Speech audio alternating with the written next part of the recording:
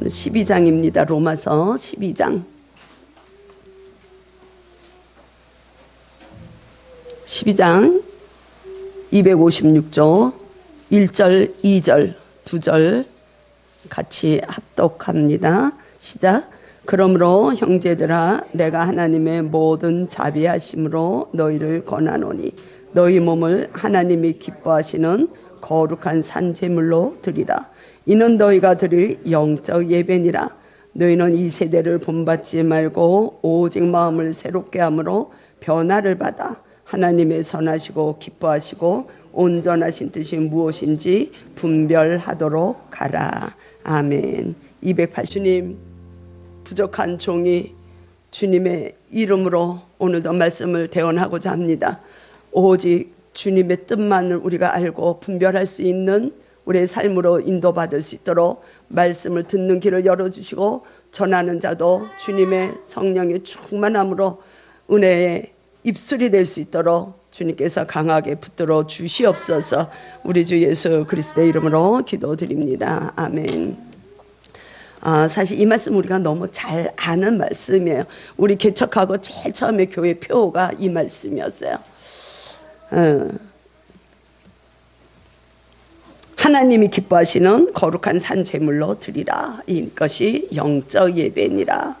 우리가 제목을 제가 오늘 예배자의 삶으로 나아가자. 우리는 진짜 참 예배자인가? 그럼 영적 예배라는 것이 무엇인가? 이 2절밖에 안 되지만 여기서 굉장히 많은 깊고 우리가 꼭 우리한테 필요한 그 메시지가 있습니다. 1장에 1절 보니까 그러므로 형제들아 내가 하나님의 모든 자비하심으로 너희들이 영적 예배를 드리는 것까지 권하는데 그 예배까지 가야지만이 하나님이 원하시는 온전하신 뜻을 분별할 수 있다. 이것이 요지에 바울이 우리에게 주는 말씀인데, 그러므로 11장까지의 말씀을 이야기한 겁니다. 11장까지는 사실 참 어려운 그 파트였어요. 좀 교리적인 그 문제가 있어서 좀 어려운 부분 우리가 공부를 했는데, 요약하자면, 요약 마음속에 다 되어 있으신가요? 우리는 잊어버려야 또 제가 필요하죠. 잊어버려야 또 제가 똑같은 말씀을 대언을 해도 또 은혜가 되고 그렇습니다. 11장까지의 그 요약되는 내용을 보면 한마디로 인간은 다 죄인이라는 것이에요. 인간의 힘으로는 의를 이뤄갈 수가 없다. 하나님은 인간 모두에게 불순종하고 타락한 인간들을 하나님이 다시 하나님의 백성으로 회복시키시기 위해서 율법을 주셨는데, 율법을 지킬 수 있는 인간은 아무도 없다. 그래서 왜? 죄의 본성이 있기 때문에 자기 스스로가 의의 길로 우리는 착하게 의롭게 산다고 하지만, 우리 성경에 보면 욥, 노아 이런 자들을 하나님이 의롭다 그랬거든요. 그래서 그들이 하나님이 없이 자기의 힘으로 의롭게 나갈 때 욥은 고난의 길을 갑니다. 고난의 길을 통해서 비로소 하나님이 누군가를 알게 되고 그 메시아를 자기가 또 오셔야 된다는 걸 깨닫게 되고, 우리가 성경에 보면 그게 요지예요. 그래서 이 타락한 인간을 우리가 스스로 하나님이 안 계실 때는 죄를 지을 수밖에 없는 자들, 그래서 우리 스스로는 의의 길로 나갈 수 없다. 그래서 하나님이 우리에게 제시해 주시는 방법이 무엇이냐? 그리스도를 보내주신 것이죠. 그게 11장까지의 말씀입니다. 우리가 길게 몇 개월 동안 했지만 그 십자가 사건. 그래서 이 바울은 로마서 5장을 통해서 그렇게 말씀하십니다. 하나님이 그리스도의 그 십자가의 사건으로 인해서 하나님의 자녀들, 저와 여러분들에 대한 사랑을 확증하셨느니라. 아멘. 우리는 이미 확증받은 자들이에요. 예수님은 십자가에서 이미 다 이루셨어요. 그렇기 때문에 우리는 예수 그리스도의 이름만 있으면 우리는 구원을 받은 자라는 거예요. 그런데 12장서부터 이제 16장까지의 말씀은 무엇이냐? 그러면 구원을 다 받아가지고 너희들이 금방 변화가 되느냐? 변화가 됩니까? 안 돼요. 안 돼요. 저도 많이 변화를 받았어요. 그런데도 지금도 불쑥불쑥 이게 올라오잖아요. 뭐 저만 그런지 모르겠지만 그냥 우리 안에서 이게 올라와요. 우리가 찬양했잖아요. 마음에 분이 있을 때 기도하십니까? 그래서 우린 기도가 필요한 거예요. 우리가 마음에 안 드는 사람 용서할 수 있습니까? 못해요. 그래서 기도가 필요한 거예요. 그래서 우리는 모든 하나님의 자비하심이 우리에게 입혀져야지만이 우리가 진짜 예배자로 살아나갈 수 있다는 것을 오늘 바울이 본문을 통해서 말씀해 주는 것입니다. 그래서 바울이 그렇게 얘기하죠. 1절에서 하나님의 모든 자비하심으로 너희들을 권한다. 모든 자비하심. 이 자비하심은 그냥 사랑, 뭐 크게 보면 사랑이에요. 그러나 이거는 복수예요. 이 단어 자체가 복수입니다. 그래서 그 자비하심이 무엇이냐? 하나님이 먼저 우리를 선택해 주셨어요. 우리를 선택해 주시고 우리를 부르시고 우리를 의인이라고 칭해 주셨어요. 칭해 주시고 그러면 이제부터 너희들이 성화의 길을 가라. 구별된 삶을 거룩한 삶으로 나갈 수 있도록 이 땅에서 그렇게 살아나가라는 거예요. 그게 구원을 이뤄가는 여정이에요. 그래서 결국에는 우리가 어떻게 돼요? 하나님의 영화에 함께 참여하는 자들이 되는 것입니다. 아멘. 그것이 모든 자비하심. 그거의 근거에서 너희들이 살아나가야지만이 진짜 그리스도인으로 살아갈 수 있다는 것을 바울이 오늘 말씀해 주고 있는 거예요. 그래서 너희들이 산재물로 살아라는 거예요. 산재물로. 구약을 보게 되면 재물이 많이 죄가 이게 벗겨질 때 되면은 재물이 꼭 필요해야 돼. 재물을 하나님 앞에 바쳐야 돼. 그 재물을 다 죽여야 돼요. 그래서 이 재물은 말없이 죽는 거예요. 그래서 구약 시대에는 동물들이 인간을 대신해서 많은 동물들이 희생을 당했어요. 근데 우리에게는 감사하게도 예수 그리스도 한 분이 우리의 희생 제물이 되어 주신 것입니다. 그래서 우리는 동물의 더 이상의 죽음을 필요로 안 해도 우리는 구원을 받는 백성으로 이 자리에 와 있는데 우리 자신 한 사람, 저 자신, 여러분들의 한 분 한 분이 다 산재물로 사는 예배를 드리는 삶이 되라는 것이에요. 재물은 죽은 것입니다. 여러분들은 살아계십니까? 여러분들은 죽으셨습니까? 스스로에게 물어봐야 돼. 아, 나는 그리스도로 인하여 그 십자가에서 예수님이 못 박히실 때 나는 나의 육신은 다 죽었습니다. 그래서 나는 이제는 내가 믿는 예수 그리스도의 믿음으로 나는 사갑니다. 우리는 고백하고 그렇게 살아야 된다는 거 우리는 머리로 알아요. 그런데 우리가 실제로 현실에서 우리가 그렇게 살고 있는가 하는 것을 스스로 점검을 해봐야지 되는 것이죠. 그게 산재물로 사는 삶으로 나가는 길입니다. 그게 복음이라는 거예요. 여러분들 어떻게 살고 계셨어요? 한 주간 동안 나의 뜻대로 나의 계획대로 세상의 방법대로 나의 경험대로 익숙한 대로 사셨습니까? 아니면 내가 무엇을 하든지 하나님의 그 보호 아래서 하나님의 손 안에서 내 모든 것을 주님 앞에 올려드리고 살았습니까? 바울은 그 하나님이 우리를 선택하셔서 영화에 이르기까지의 그 구원 여정을 이뤄가는 그 근거에 비추어서 너희들의 삶이 현실이 돼야 된다는 거예요. 그러니까 진짜의 복음은 삶의 삶. 우리는 성찰에서 끝나는 게 아니에요. 많은 종교가 성찰을 하기 위해서 필요합니다. 굉장히 종교는 좋은 겁니다. 우리가 대표적인 게 불교, 자비예요. 사랑이에요. 자비를 베풀라는 거예요. 그러나 마지막에 그들이 구하는 게 무엇입니까? 아무것도 없어요. 그들은 내려놓는 것 외에는 아무것도 없어요. 그래서 나를 비움으로 내가 성찰해서 내가 비워져서 부처님의 자비하심으로 누구를 사랑하고 누구를 돕고 이웃을 사랑, 아주 좋은 말씀을 우리가 보고 있습니다. 그러나 그들이 구하는 것은 구원은 없습니다. 왜? 그들은 무를 없어지는 것을 추구하고 가잖아요. 그러나 우리는 무엇이냐? 생명을 추구하고 가지 않습니까? 그래서 우리가 복음이라는 거는 우리의 삶이,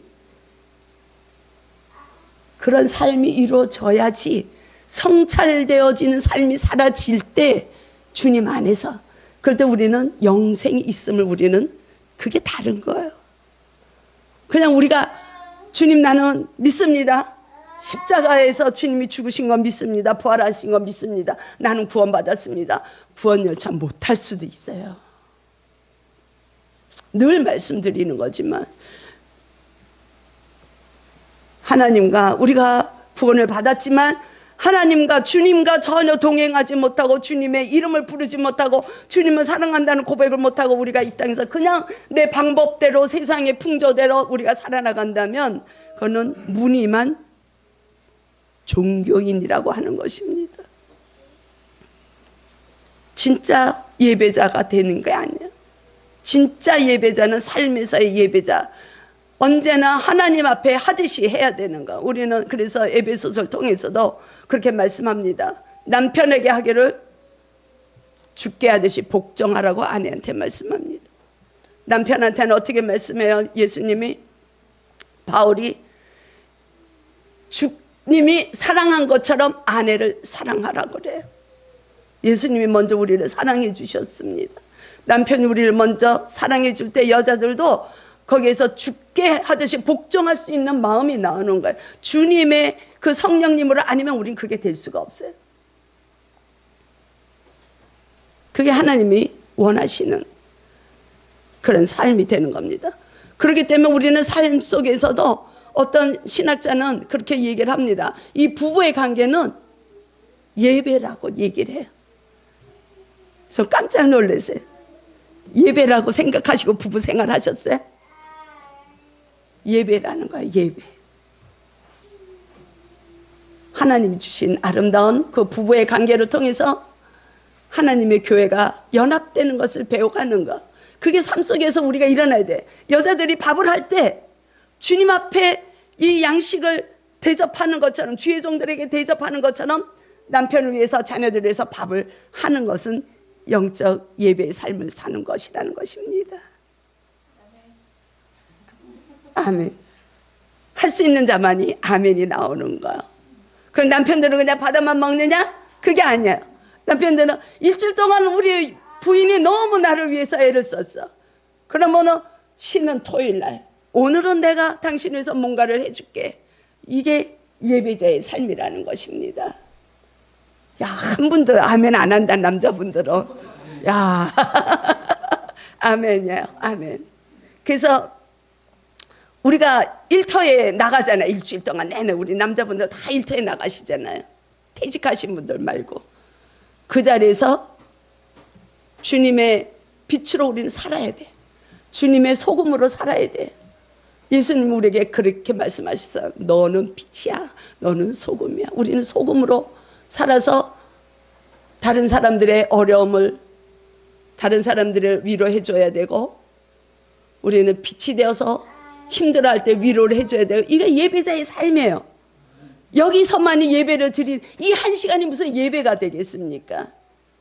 그걸 근거로 우리 이렇게 삽시다. 일주일 동안 삽시다. 그리고 축도 끝나고 문 나가면 그때부터 예배가 시작이 되는 겁니다.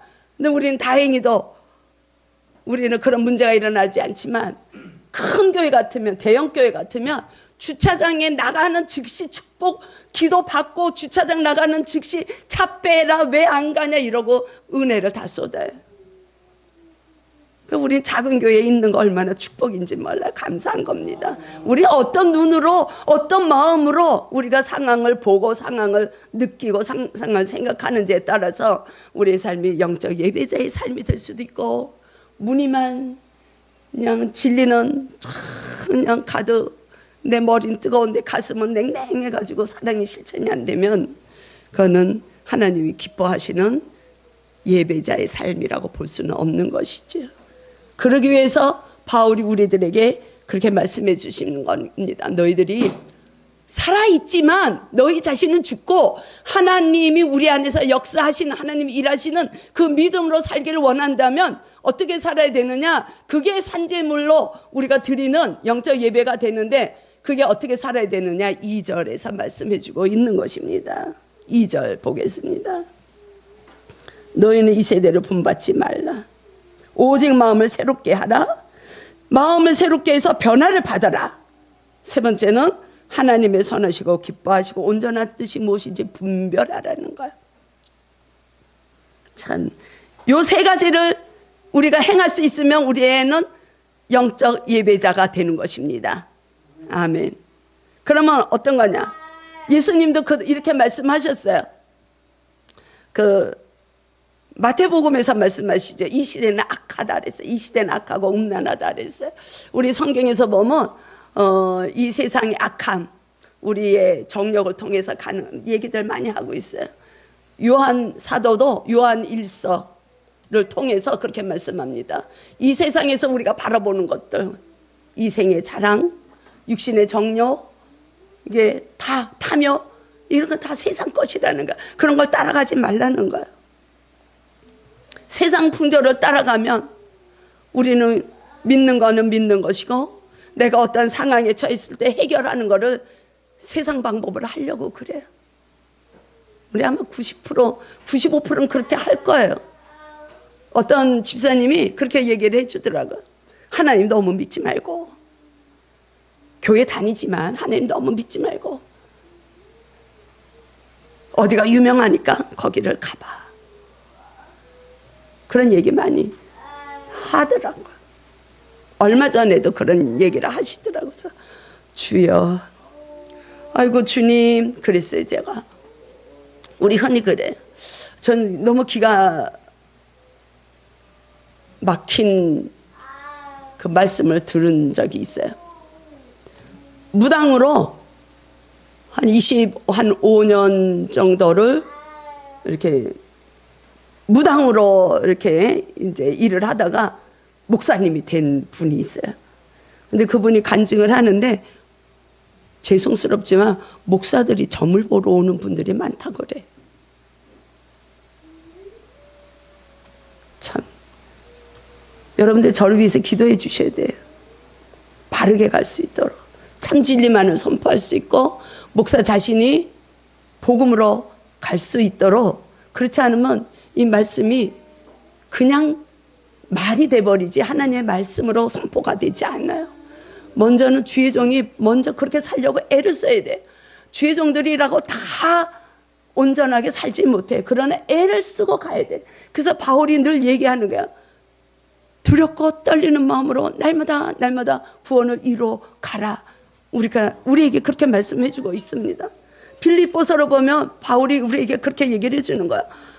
너희들이 예배자냐, 구원을 받았냐, 그럼 복음에 합당한 생활을 해라.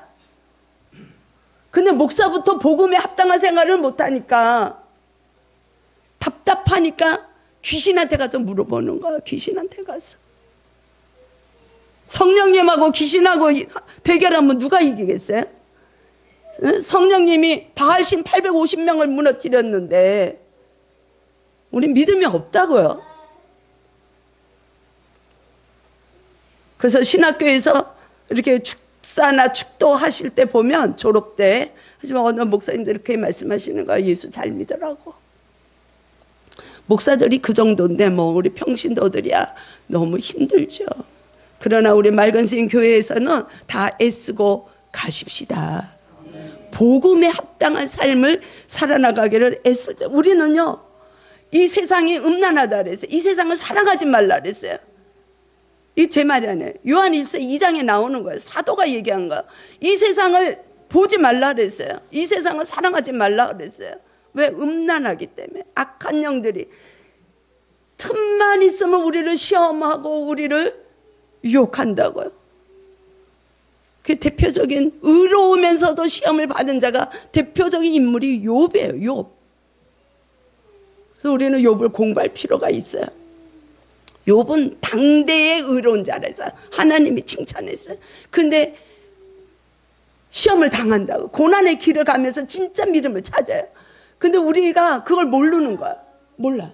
왜? 주일날 1시간 잠깐 예배 드리고 일주일은 세상 속에 들어가서 그 풍조에 따라서 살으니까, 세상 방법으로 살고 나의 경험으로 살고 스펙으로 살으니까 주님의 능력이 우리의 삶을 통해서 나타나질 않아요. 그래서 성경은 우리에게 그렇게 얘기를 합니다. 구원을 받는 거는 그리스도를 믿음으로 즉각 구원을 받았어요, 저와 여러분들이. 그러나 변화를 받는 거는 매일매일 경건에 이르기를 힘쓰고 애써야 된다는 것을 얘기해 주는 것입니다. 아멘. 그래서 바울이 그렇게 얘기해 주는 거예요. 오직 마음을 새롭게 해서 변화를 받으라는 거예요. 변화를 받으십시오. 변화는 내가 변화하는 게 아닙니다. 내가 누구를 변화를 시키는 게 아닙니다. 사람은 절대로 사람을 변화시킬 수가 없어요. 제가 진짜 그리스도를 알고 예수님을 알고 예수님 말씀이 실제가 됐을 때 저는 남편을 맨날 손가락질했어요. 왜 그래, 왜 그래, 왜 그래? 왜 변화가 안 돼? 왜 안 바뀌어? 당신이 나를 전도했으면서, 당신이 목회자의 길로 가겠다고 맨날 고백했으면서 왜 안 바뀌어? 절대 안 바뀝니다. 상대방을 변화시키려고 바꾸려고 생각하지 마세요. 내 남편 절대 안 바뀌어요. 내 부인 절대 안 바뀌어요. 절대 안 바뀝니다. 안 바뀌어요. 여기서 그렇게 말씀하시잖아요. 변화를 받으래잖아요. 변화를 받아야 바뀌어지는 거예요. 누가 변화를 받을 수 있도록 역사하십니까? 우리 안에 계신 성령님. 우리 안에 계시는 성령님이. 그래서 우리는 성령님이 다 거하고 계시다고요. 이미 구원받은 자들 마음에는 주님이 오셔서 위로하시고 변호해 주시고 우리와 함께 하신다고요. 근데 우리가 그걸 느끼지 못하니까 성령님이 기다리고 계시는 거예요. 언제든지 기다리고 계셔요. 얘가 언제나 나를 불러주고 나를 써먹을까. 우리가 참 몰라요. 그러면서도 우리는 잘 믿는다고 그러네요. 잘 믿는다고. 우리 이미 우리의 육신으로부터 오는 것, 세상의 방법으로 오는 건 이미 다 죽었다고요. 동의하시죠? 다 죽었습니다. 이제는 우리 안에 계시는 믿음, 예수 그리스도를 믿는 믿음, 예수님의 믿음으로 살아나가는 것이 예배자의 삶이 되는데, 그것이 어떻게 그렇게 되느냐? 성령님으로 충만해야 된다, 날마다. 성령님은 우리가 지속적으로 받아야 되는 거예요. 인격체이신 성령님 우리 안에 자중하고 계세요. 그러나 그 충만하기는, 넘치도록 받는 건 우리가 매일매일 경건에 이르기를 훈련해야 된다는 것이죠. 우리가 기도가 없고 말씀이 읽어지지 않고 찬양을 부를 수 없으면 우리는 무늬만 예배자가 된다는 것이에요. 종교인이 된다는 것이에요. 예배자라는 건 삶이에요. 삶으로 내가 빛이 돼야 되고, 저 사람 때문에 내가 저 사람이 아는 하나님을 나도 알았으면 좋겠다, 이런 그리스도의 향기를 흘려보내는 삶이 되어야 된다는 것이에요. 그래야 변화가 오는 거예요. 예수님이 저를 만지시니까 제가 변화가 되더라고요. 엄청 바뀌었어요. 변화가 돼. 우리 남편이 저를 바꾼 거 아니에요. 가끔 싸울 때 그러더라고.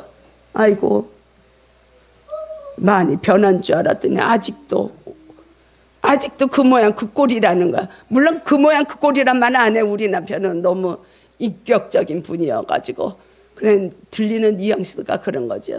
아이고, 맨날 바뀐다고 기도하더니 아직도 나오네. 그런 뉘앙스를 제가 듣는 거예요. 왜? 우리는 갈 길이 죽을 때까지 그러고 가야 돼요. 이 안에서 올라온다는 거예요. 올라와.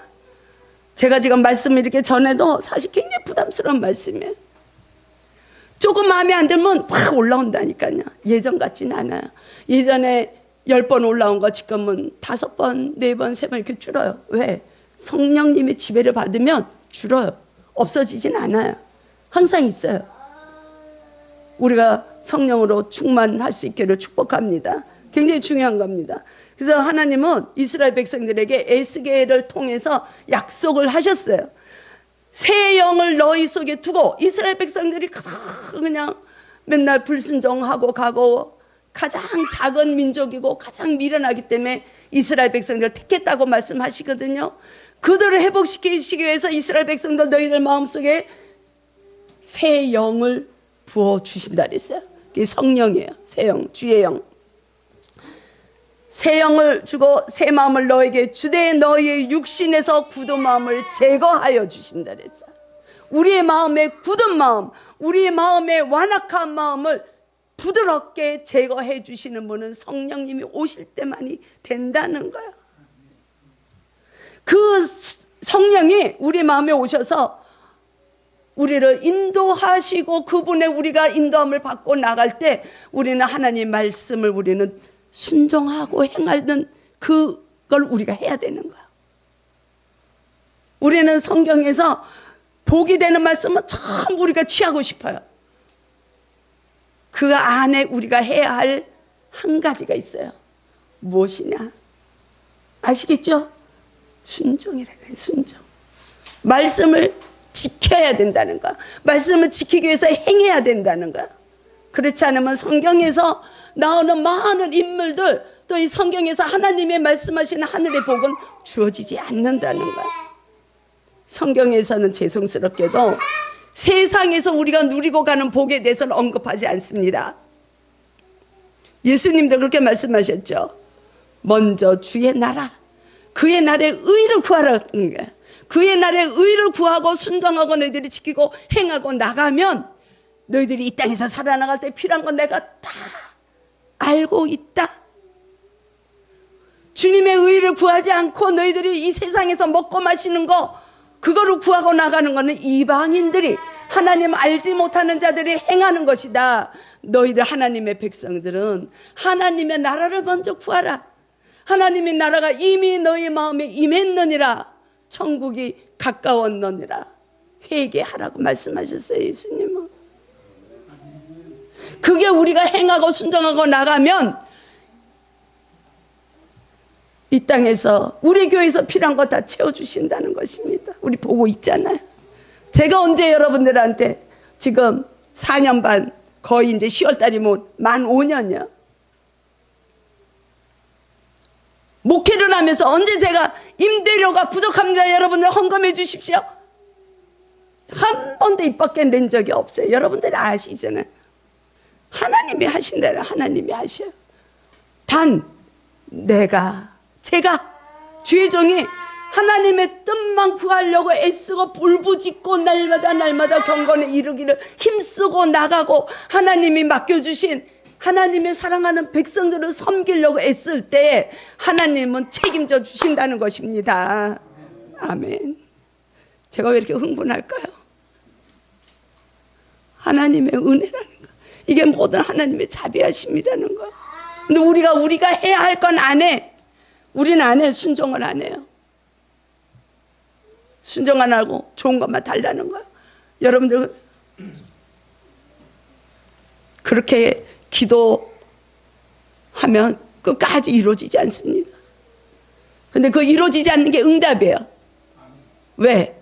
하나님은 응답해지지 않는 그 시간을 통해서 하나님이 너에게 원하시는 뜻이 무엇인지 분별하기를 원하시기 때문에 그렇습니다. 왜 이루어지지 않습니까? 왜 이루어지지 않으면 나는 이게 필요한데 하나님의 뜻과 맞을 때 하나님은 응답해 주신다는 거야. 그래서 말씀 안에 거하면 요한복음 15장에서 이렇게 말씀하죠. 예수님이 말씀 안에 거하면 네가 원하는 거 다 구하라 그랬잖아. 먼저 말씀 안에 거할 수 있는 저와 여러분이 될 수 있기를 축복합니다. 그게 복음으로 사는 거야.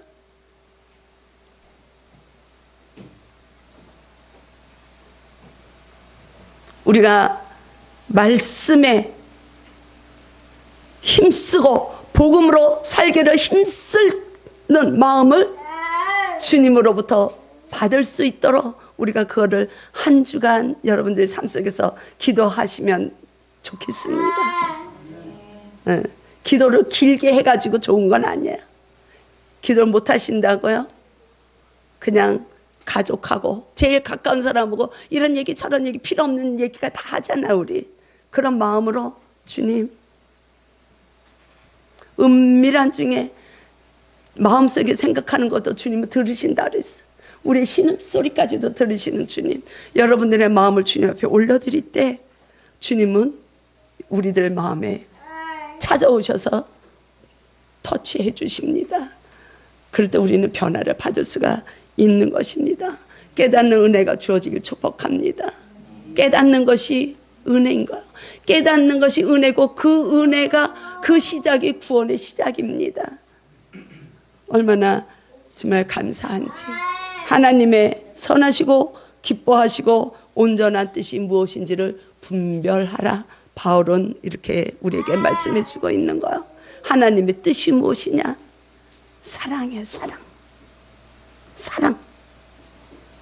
물론 사랑이 하나님이시지만 우리가 하나님의 뜻과 상반될 때 하나님은 우리를 심판하십니다. 정의의 하나님, 공의의 하나님이시기 때문에. 그러나 그 공의를 행하시는 것은 내가 너를 이만큼 사랑하기 때문에 나한테 돌아오라는 거야. 우리는 넘어질 수 있어요. 우리는 쓰러질 수 있어요. 일어나라는 거야. 그게 공의라는 심판의 도구를 통해서 깨닫게 하신다는 것이에요.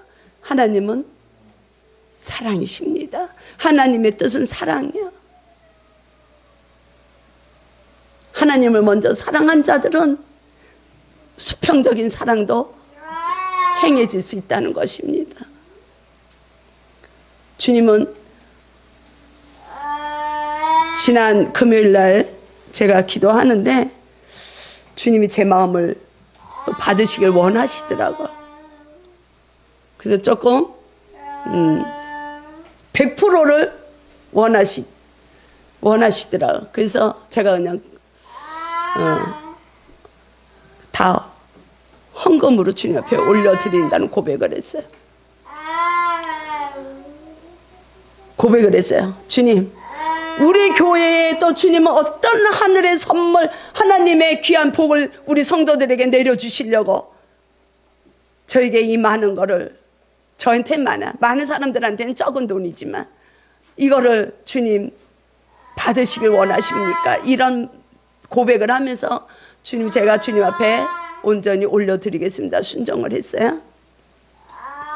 근데 조금 몇 시간이 지나니까 그건 너무 많은데 조금만 뛸까? 이런 마음이 들더라고요. 그래서 우리는 기도하다가 어떤 감동이 오면 즉각 순종해야 돼요. 안 그러면 내 생각이 들어가는 사단이 주는 마음이야. 너무 많잖아. 너무 많잖아. 그 액수가 20만 원이에요. 저한테는 참 큰 돈이에요, 사실은. 큰 건데,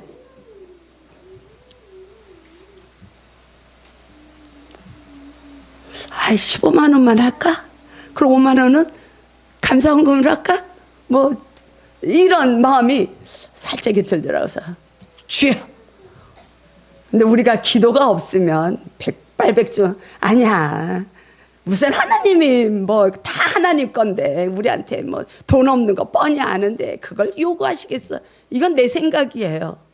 그래서 하나님이 아브라함에게 이삭을 바치라 그럴 때 일찍이 길을 떠나는 거야. 이 아브라함 우리가 보잖아요. 창세기에서 일찍이.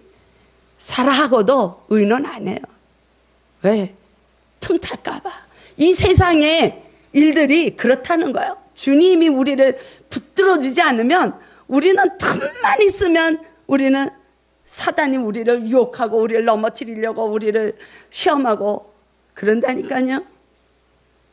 그래서 사도가 그렇게 얘기하는 거예요. 이 세상, 아까도 말씀드렸지만 이 세상이나 이 세상에 있는 것들을 우리가 지배하고 가야지 그것들을 사랑하지 말라는 거. 물질이 많이 생기면 그 물질이 어떻게 하나님 앞에 아름답게 쓰여져야 되는가, 이거를 우리가 고민해야지. 안 그러면 그게 그대로 쓰여지면 하나님과 상관없는 물질이 되면 우리한테 독이 될 수 있다는 걸 얘기해 주는 것입니다. 돈이 나쁩니까? 저는 돈 너무 좋아해요. 좋아요. 돈이 많아야 막 베풀잖아요. 헌금도 하고 싶은 대로 하고. 그런데 우리가 그걸 지배할 수 있는 믿음까지 안 가면 주님이 그걸 못하게 하신다는 거예요. 우리에게 물질 주시지도 않아요. 여러분들은 무엇을 추구하고 가시겠습니까? 이 세상 것을 추구하고 가시겠습니까? 하나님의 것을 추구하고 가시겠습니까? 하나님의 영으로 우리가 변화를 받으면요, 우리의 가치관이 바뀌어져요. 우리 정체성이 발견이 돼요. 그럴 때 우리는 세상의 가치관이 아니라 하나님의 가치관으로, 하나님의 마음으로 우리는 바뀌게 되는 것을 저는 확실하게 얘기할 수 있어요. 왜? 제가 변했기 때문에.